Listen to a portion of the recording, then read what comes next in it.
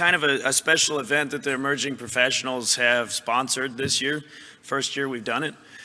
I want to give a little background on the idea behind what we're doing with these presentations in this session, and we'd like to, if there's a lot of good feedback, we'd like to continue what we're doing in future years. So what this is it's the Emerging Professionals Archive. So we have a topic, a paper, or a methodology that has been used for a number of years, has influenced the industry. So something important that a lot of us use or know of. Maybe we don't really understand the history of it, or we don't know the history, especially the newer members of the society. So the idea was that we pick a topic, have a couple of people that were around during the development of that, and they present on the history and how it's influenced the industry. So examples of that in the future might be something on the Coos-Ram or the Rosen-Ramler equation. So this one we chose the Bureau of Mines 8507, and which is the structure, response, and damage produced by ground vibration and surface mine blasting. So that's the cornerstone of our blasting vibration limit regulations. So we have two talks today. The first one is kind of on the history of 8507, and the second one is how it influenced the regulations. So our first presenter is Chuck Dowding. He's a professor, or emeritus professor of civil engineering, civil and environmental engineering at Northwestern. Been a member of the board of directors of ISEE and American Rock Mechanics Association, where he's also a fellow. He's chaired Rock Mechanics Committee, is a diplomat in the Geotechnical Institute of American Society of Civil Engineers, and is a registered professional engineer in Chicago. He received his bachelor's degree in civil engineering from University of Colorado and his PhD from the University of Illinois, Urbana. And he's best known for his 3 books on blasting, blast vibration monitoring and control, construction vibration, and responsive cracks to weather and vibration. So Chuck can come on up. While he's coming up, I forgot one thing. So this is open to everyone, but the benefit of it for emerging professionals members is that we're going to have this presentation and the following ones archived on the ISEE website. So when we log in, if we want to look back at them, they'll be accessible. So hopefully that'll be a good benefit for this year and in the future. You can imagine families getting together and the men retreat to the living room and they're discussing their favorite restaurants and all, and one of the fellows says, yeah, my wife and I love going to this Italian restaurant. I said, but I can't remember the name. I can't, but wait a minute, I've got an idea. And so he turns to one of his friends and he says, what's the name of that flower, the one with the long green stem with the little pricky things on the stem and the beautiful red petals? And the fellow says, oh, that's easy, it's a rose. And so the man turns to where his wife is in the kitchen. He says, Rose, what's the name of that Italian restaurant you and I like? So Nathan wanted me to come up here before I forgot what it is 8507 was all about, and I could still explain that to you. So we're going to start with some historical trends, I think. And probably the most important historical trend is the color of my hair. You'll note here back in 1969 when I first started, it was brown. It's now not brown. And another historical trend that's of really great interest, you see everything in that big red circle? It's down there now with no moving parts. Isn't that amazing how far we've come in 50 years? And I think in the next 50 years, that's probably going to be the size of your watch.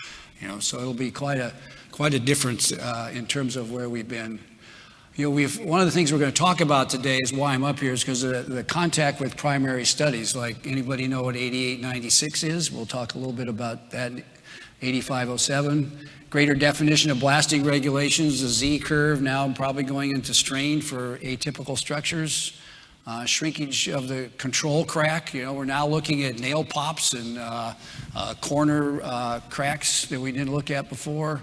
Comparison of vibratory and weather responsive cracks with new instrumentation. We can now look at micrometer responsive things that we never were able to do before.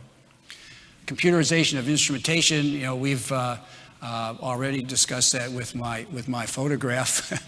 Increasing analytical ability, determining dominant frequencies through FFT and zero crossing to provided for you on your seismographs. Improved close-in blasting capability, knowing how to blast with smaller and smaller charges and smaller diameter holes. Application blasting research to construction vibrations, and probably then the most important one of all is increasing sophistication of explosive technology, and probably the most important one of all, I think, in terms of control of blasting, is the development of electronic detonators, where we're now able to initiate charges within accuracies of 1 in 10,000, whereas before it was like 5 in 100 in terms of actual time of initiation. So who has a copy of 8507? Raise your hand. Anybody? Oh, very good. 8896? Anybody? Fewer.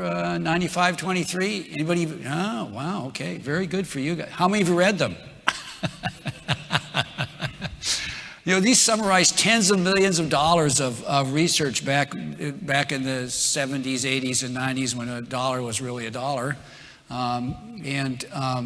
Of course, the Bureau of Mines is no longer in existence, but I think you can get copies of these from Ken's AR Blast and also from ISEE as well. So if you don't have one, a copy of these, at least these three, I certainly would recommend doing that.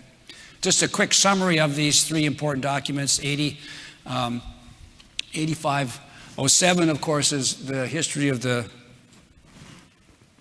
well, this doesn't work, the Z-curve. And of course, the limits are based upon the observation of cosmetic hair-sized cracks. 8896 sort of tied up the loose ends from 8507 and looked at the effects of repeated blasting. That was thought to be one of the things that was left out of 8507. Thank you, Ken. Let's see if now how do you turn it on? Oh, there it is. Aha, look at that, it works now. And also full-scale tests of in-plane shearing of concrete masonry units, which was very important. Now 9523 is surface mine blasting near pressurized transmission lines. I've been in talks with a number of people here this week about how artificially low peak particle velocities are being imposed upon those blasting near transmission lines, which is not necessarily the case. Siskin found that you could get up to 6 to 12 inches per second without damaging these welded steel pipelines. So now let's get into the deep dive here into 8507, the birth of this Z-curve. I've got a photograph on the right-hand side of the test structure in 8896 to see how close you had to get in blasting in order to actually induce cracking in structures. Most of us are involved in cases where we're much further away and people are alleging that there's cracking in structures. Number 10, I'm going to arrange these in sort of the Johnny Carson show, top 10 things. And so these are all 10 are important, but we're going to lead up to one of the things I think is more important than others. There were 76 homes that were inspected, subjected to 240 blasts. I'm going to focus on 4 of these structures that relate to a critical area in the Z-curve. Structure 51 is probably, in my viewpoint, is probably one of the more important ones. It's a very elderly structure built over in a shallow abandoned coal mine, 2-story structure, brick. You can see the cracking in the walls of the structure there on the top of the PowerPoint slide was heavily distressed by its distortion. So these other structures we're going to be looking at is here's number 27. This is the structure which the lowest peak particle velocity induced a crack at 0.72 inches per second. And you can see the, notice the foundation support mechanism for this structure. It's not exactly what you would call a standard pillar for a you can imagine the amount of distortion that structure had undergone over the years. Structure 20 is one of the newer ones as a drywall interior wall. This was the structure at which the lowest peak particle velocity to induce cracking was observed, and that was in gypsum drywall, 0.79 inches per second. One of the newer homes. And that last, the structure 19, a plaster and lath hole structure, where the peak particle velocity, you'll see plots along the constant displacement curve on the Z curve. Notice again the photograph of how close the mining had to be in order to induce cracking in this structure. It's extremely close. Number 8, the interior wall coverings of the structures were inspected immediately before the blast and immediately after the blast. And this is a very important aspect of this study. Nowhere else in the world have we seen such an extensive study where this protocol was followed in order to determine the onset of cosmetic cracking. If you read the text that accompanies this in my construction vibration book, this is what was observed after 0.105 inches per second in this area A here and B. Nothing very significant. Test area A's few cracks are more evident. A few extensions and connections are in area B, one new crack in B. So a very minor amount of cracking occurred from this particular blast, as evident in most of the cases where the cosmetic cracking was observed. Number 7, all of these homes were sustained amplified response. And we'll talk a little bit more about why that's the case later on. The upper corner of the superstructure was amplified somewhere on the order of 4 to 5 times, and that amplification generally occurs in the frequency range of 5 to 10 hertz, which is a natural frequency of the structures. The mid-wall responded even more in terms of amplification, and maximum response was in the order of 10 to 25 hertz, which is the natural frequency of the mid-walls responding to the higher frequency excitation. Number 6, as I said before, in the long-term trends, the observations of blast-induced cracking were based upon the threshold of cosmetic cracking, which were lower than that which was used in previous studies. For instance, you can see this nail pop here in the test house, which is an indicator of a blast-induced cracking in a structure. And this is a list of the blasting that was done up until we instituted the repeated blasting on the test house. And you can see that the early onset of these finer cracking details occurred at lower particle velocities than did to the more robust components of the constructed facility. Number 5, the 0.72 inches per second lowest single axis peak particle velocity was the lowest that was observed. And this is the plot that has been of interest to many people over the years. This is the frequency, the dominant frequency of the excitation versus the particle velocity at which these points of cracking were observed. And this is the Z curve here. So number 27 was the 0.72 inches per second.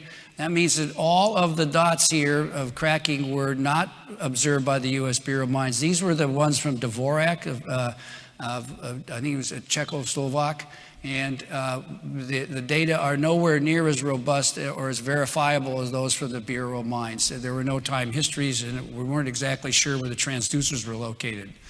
The other structures, 19, 27, and 51, those are the plaster and lath structures they plot here.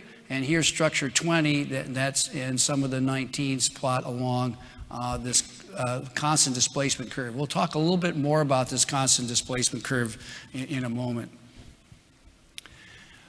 These points that were enumerated were discovered by me after Nathan called up and said, well, what homes exactly did these dots represent? I said, well, that's really an interesting question. I went and looked, and I found in the basement of the civil engineering department, where I had a stack of former Siskin documents, this document that was sent on March 4th, 1981 to Dennis, D'Andrea, Richard Dick, and myself, that included 40 or 50 different responses to interrogatory from industry, as well as a complete compilation of all of the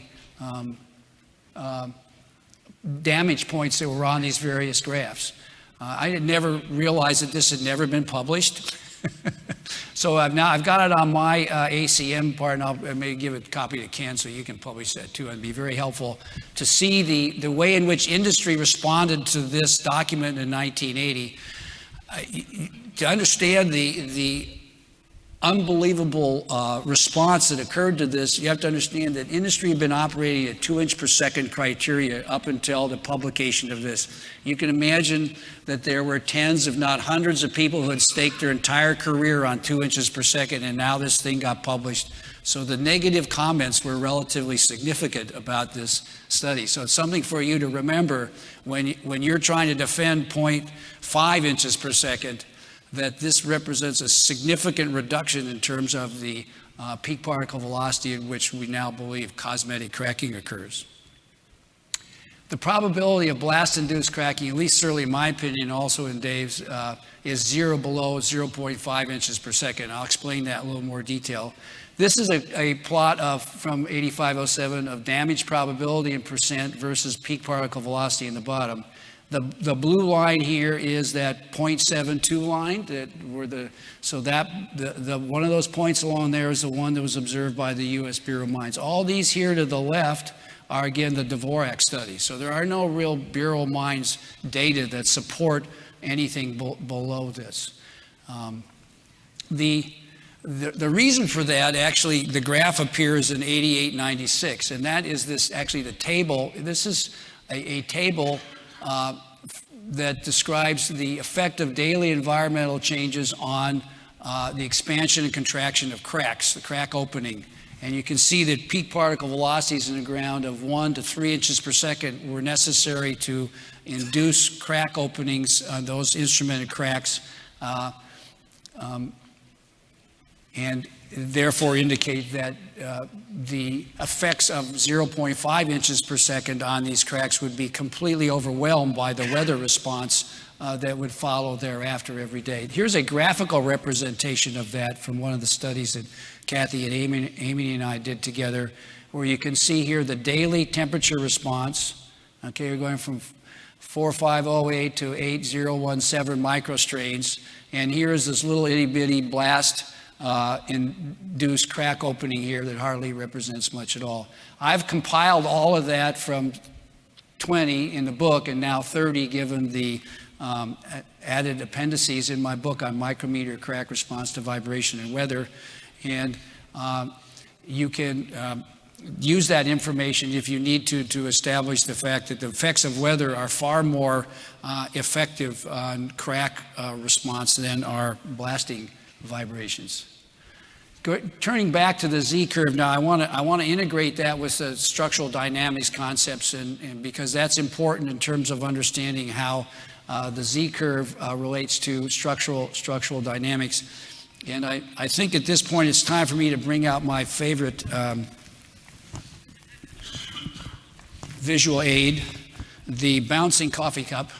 I don't know how many remember this. I don't know whether I don't know how many emerging professionals have seen this demonstration. This is a house. I know it looks like a rubber band and a coffee cup to you, but this is a house to me.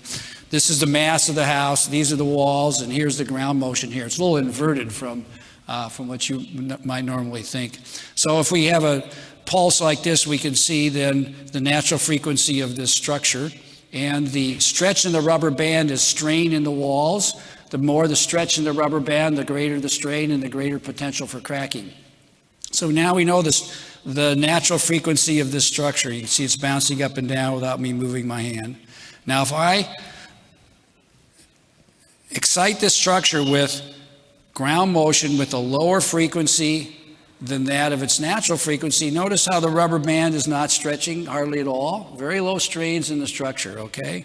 Now if I excite it at its natural frequency, notice how the rubber bands stretch a lot more strain, a lot more chance for inducing cosmetic cracks in the structure, okay? Now then, if I excite this with a high frequency motion, okay, you can see that the ground's moving at high frequency, but the rubber band's hardly moving at all, isn't it? Isn't that interesting? That we're getting low strains in the structure, even though we're getting high particle velocities. So that's on the other side of the natural frequency of the structure. So if we look over here on this plot, This is a response spectrum where we've got excitation frequency and structural frequency on the same graph, and we have pseudo response velocity, which is, just think of it as velocity of the structure. So here are the natural frequencies of structures. So my first experiment where the excitation was much lower than this, we got low response. We got high response when the excitation was matching that of the structures, and we got low response when the excitation frequency was greater than that of the natural frequency of the structure. Now, you see this line here. This is a line of constant displacement at 0.08 inches. This is a line of constant displacement on the pseudo-velocity curve at 0.08 inches. These are the response spectra of the ground motions that cause cracking in those four structures that I showed you the color photographs of. And you can see that the response spectra are all above that line of 0.008 inches per second constant displacement. So this then relates structural dynamics concepts from earthquake engineering, mechanical engineering, and whatnot to the Z-curve, which is what is the basis of the 8507 and most of the regulations now in the United States. So that's a very important thing for you to remember, that this is the 8507 is not something that's completely unrelated to everything else that we know about structural dynamics. It's very centrally related to that, and therefore probably will stand the test of time. The dominant frequency is a really difficult thing to determine. The peak particle velocity is easy to measure because the seismograph gives us that pretty easily. It's easy to see that on the time histories of velocity versus time from the ground. It's hard to know what the dominant frequency is that drives the structure. If you were a structural dynamicist, you'd actually go back to the response spectrum and you would determine whether or not that ground motion produces deleterious motion relative to this damage potential line of 0.008 using the actual time history. That's really the best way to do this. You should use the real-time history to figure out what it is that's driving the structure rather than try and simplify it. Now, the difficulty with that, we realized back in 1980, was we could not calculate that in enough time to be able to actually use that information. So we then tried to come up with a less onerous way of doing that, and that was basically some form of zero crossing where you looked at the time between the zero crossing of the principal pulse, and then that could be related to the period, which 1 over the period is equal to the frequency. So you could use that then as a sort of surrogate for using the response spectrum. You can also calculate the FFT. That's now becoming much more ubiquitous. That's available on all seismographs now. Or you could calculate the response spectrum. My guess is that that's probably available on some systems now also as well. I think that probably in the future, that's where I think we're going to be going on this, so that what we do for unusual structures can be consistent with structural dynamics. I don't think we want to set ourselves apart from any structural dynamics concepts. But what I did was I took these cases, structures 3 and 4, cases 3 and 4, structures 50 and 20, and I looked at the range of the dominant frequency, and for 4, that's structure number 20. If you did it at F peak from the FFT, that's where would be. If you did it with the peak minus 70 at 70%, which is a half power, that's where you get that frequency point there. So actually the dominant frequency simplified is somewhere between those two numbers. It's really hard to come up with a single number. That's why generally people try and keep their peak particle velocities below 0.5 inches per second. You don't have to deal with this difficulty. But if you get into difficult situations, if you're over in this region in here, I think it's a fairly easy calculation to make. And now we're back to the thing that I think is really important, and that's sort of where we're going to be going in the future and extending some of this technology that we have now. And that's if we want to extend what we now know about structures from the Bureau of Mines experiences to other kinds of structures, which are different than the typical residential structure, we're going to need to use response spectra, and we're going to need to look at measured strain that we get from measuring velocity responses. In order to make that point obvious, I'd like to use this single slide here to compare an urban structure with a residential structure. Now, these things are in exact scale with each other. So this is a larger urban structure in New York City. This is scaled, a photograph of this house. This is one of the homes that I looked at in terms of getting crack response to back in the middle 80s. Here's the amount of relative amount of explosives in these two instances. This is 175 pounds per delay at 1,000 feet versus 5 pounds per delay at 20 feet in this urban area at this. Recorded at the yellow dot here is the peak particle velocity. Notice the high frequency. Yellow dot here in the house. Notice the low frequency. Again, the times are exactly the same. The amplitudes are exactly the same. And you can have a visual comparison between those ground motions.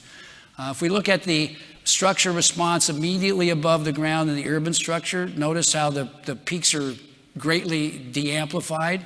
However, they're not in the residential structure. Notice how they're amplifying already in the walls of this structure. And at the top of this second story, notice how large the amplification is above the ground motions here. At the top of this structure, notice the high frequencies have been filtered out, but we've got de-amplification at the top of the structure. So the larger urban massive structures do not respond the same way that residential structures do to these ground motions produced by surface mine blasting. Another really important issue that we need to take into account more fully in our specialty is the propagation velocity. Let me show you why that's important in this case. If we assume the propagation velocity is 9,000 feet per second, and I've got 300 hertz motion here, the wavelength is lambda is equal to the propagation velocity times the period. So it's equal to propagation velocity divided by the frequency. So we take 9,000 divided by 300 to get 30. So that means that these waves travel 3 wavelengths to get from one end of that building to the other. Right? That means they've de-amplified, and that means that that urban structure is not being uniformly excited along the bottom of that structure. Whereas here, if we have 30 hertz motion, and we actually have 5 in this case, but I'll just make the calculation with 30 rather than 300. The wavelength is 300 feet long. The house is only 20, right? So that means the house is riding on that wave, and the bottom of it is uniformly excited. So there's the big difference in terms of how these structures are excited. So now we've sort of reviewed the beginning of the Z-curve, its use, and then perhaps how these concepts of structural dynamics, which the Z-curve embodies, will be used in the future as we move on to other structures of importance. So at that point, I'd like to turn the podium over to Ken, who will talk a little. I guess, Nathan, you need to introduce him. All right, I'll turn the podium over to Nathan so he can introduce Ken.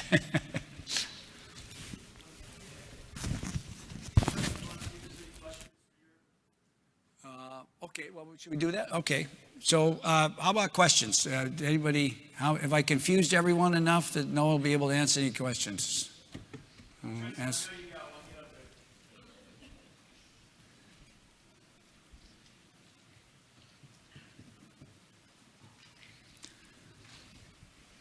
So you talked a little bit about the 0.08 constant displacement line and how you came about, or how the people thought about getting that.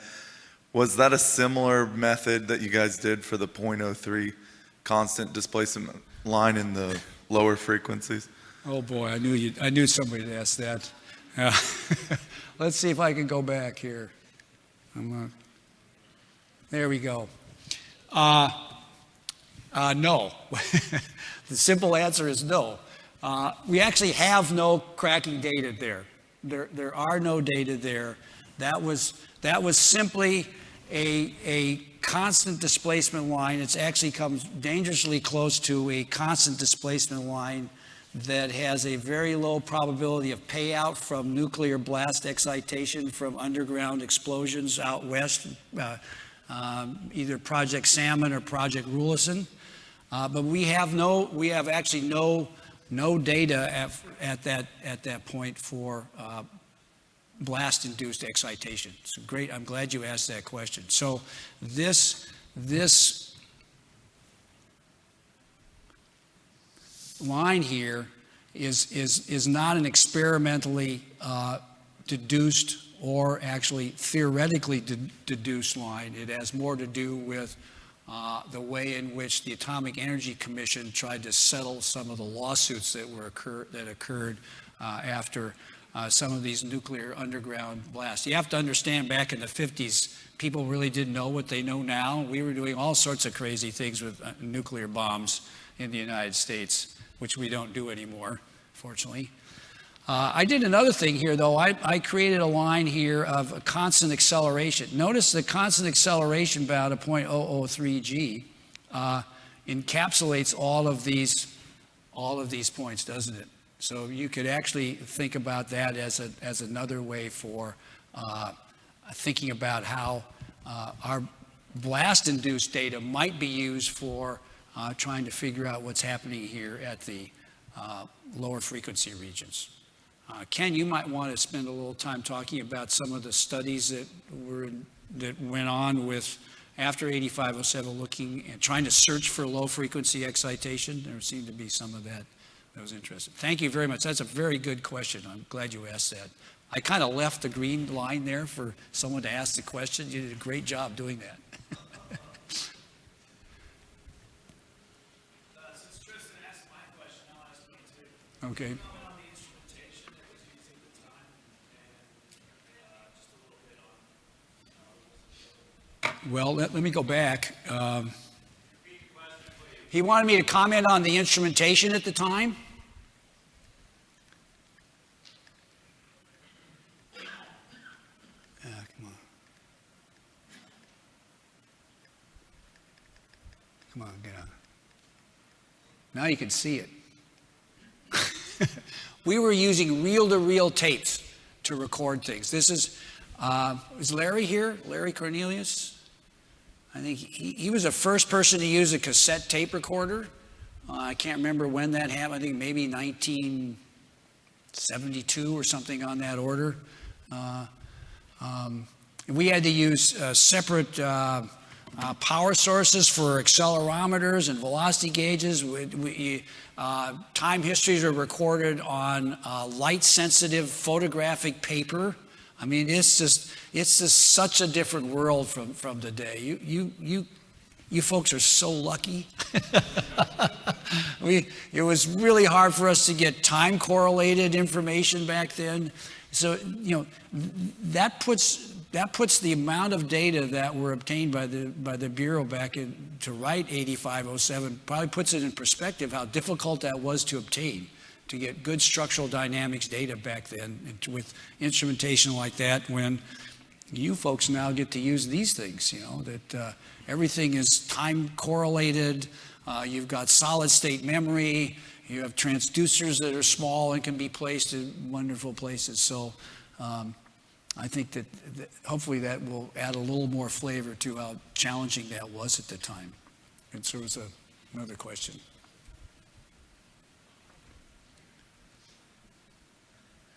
Yes, I guess since you could provide some of the historical context, what was it like before the 8507 was developed? What kind of limits were in place? Was there any kind of uniformity? Where did the 2 inch per second that you referred to come from? And how did, I guess, monitoring people or blasters justify or try to say that there was no cracking?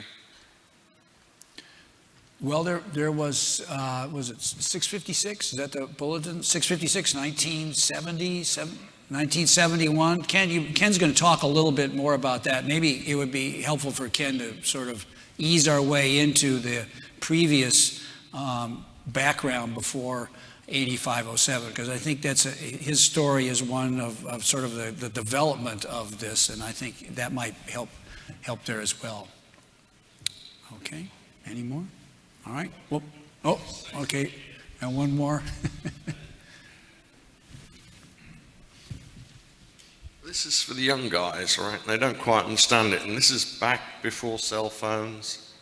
It's back before laptops. It's back before personal computers. You've got to understand the IBM PC was early 80s, right? And it's before that. So the only people who could plot something on a Z-curve, right, had to have a mini computer, which was like about the size of the biggest wardrobe you've ever seen. Okay, these are huge things, okay, and they were mini because the mainframes took up rooms. And when I first started as assistant prof, the mainframes, the actual air conditioning systems were the biggest part of them to take away all the heat. And so when you look at the OSM regulations, back when they were put out, the only people who could do the Z-curve was somebody with a mini computer, right? So you had to be some organizational body or some big mind that had something like that, or a seismograph company, or, you know, to be able to do that sort of thing. You couldn't do it yourself. We had these like wooden boxes. They looked like that, and sort of painted, and they were about this big by that big, and you had a cassette you stuck in them. Okay, and then they had needles for the air blast. It wasn't anything digital, it was needle scale for the air blast and peak particle, maximum peak particle velocity. They're basically voltmeters, right? And they swung up and stuck there, and then if you wanted something special done, you had to take that tape and give it back to whichever the manufacturer or consultant was, and they'd process that to get something, but without that you couldn't do it.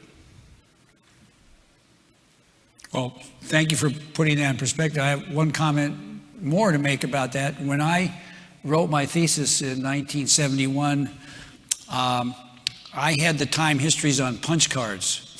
Do you remember the old punch cards? And back then, you would take your punch card deck in and feed it into some kind of card reader. The computer would look at it for a while, and then you'd get the cards back wrapped in a piece of paper, and across it, if it didn't run, it'd say error. They wouldn't tell you where the error was or what it was or anything. And you had to go in and find the missing comma in the Hollerith field that made an error in your program. So in addition to all of this technology that we now have with regard to the hardware, the software is so vastly superior now to what it was then. It's just almost hard to imagine. But anyway, welcome to your new world.